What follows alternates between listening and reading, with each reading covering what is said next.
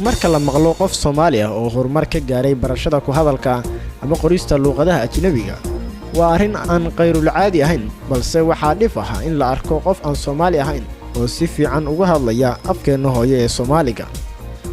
burburkii Soomaaliya kadib iyo ka horba waxaa jiray dad ajnabi ah oo dhex galay dadka Soomaalida ah kuwaasi oo xitaa bartay dhaqanka iyo af Soomaaliga dadkaasi waxaa ka mid ah Paul Marino oo Soomaaliya looga yaqaan geedi waxa uu ka mid yahay ajnaanibta ama cadaanka aadka u bartay Soomaaliga kadib markii uu muddo dhowr sano ah joogay dalka Soomaaliya waxa uu dhashay dalka Mareykanka geedi ayaa sheegay in markii ugu horeysay uu tago Soomaaliya uu tagay magaalada Buulabardo isagoo kalkaasi ahaa kalkaaliye caafimaad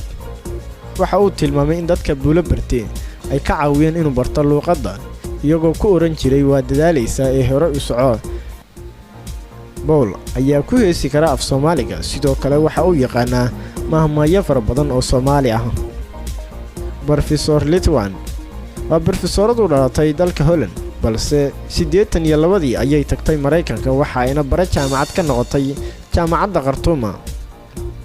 Litwan oo sidoo kale loo yaqaano Ladan ayaa waxa ay sheegtay in barashada af Soomaaliga ay bilowday sanadkii 1974 waxa ay sheegtay in sababta ay baranaysay af Soomaaliga ay ahayd inay wax ka qorto taariikhda Soomaaliya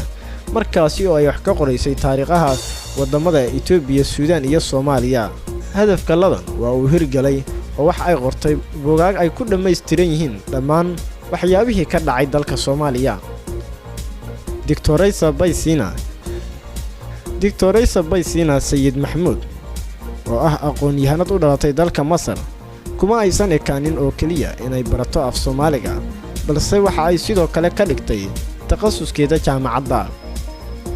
ilaa heerka ugu sareeyay ee shahaadada loo yaqaan PhD-ga ee jaamacadda ayay ku qaadatay naxwaha af Soomaaliga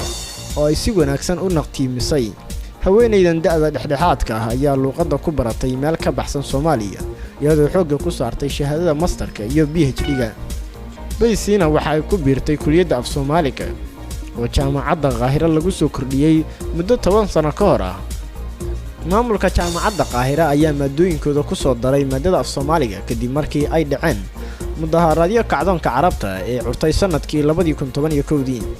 gabayada iyo murtida kale af Soomaaliga ayaa ka mid ah macluumaadka ay takhasuskeeda ku qaadatay sida ay sheegtay iyadoo ka hadlaysa falcelinta laga bixiyay markii la arkay iyadoo ku hadlaysa af Soomaali ayay tiri dadka Soomaalida ah aad ayay ugu farxeen markii ay arkeen gabar ajnabi ah oo baratay ku hadalka af Soomaaliga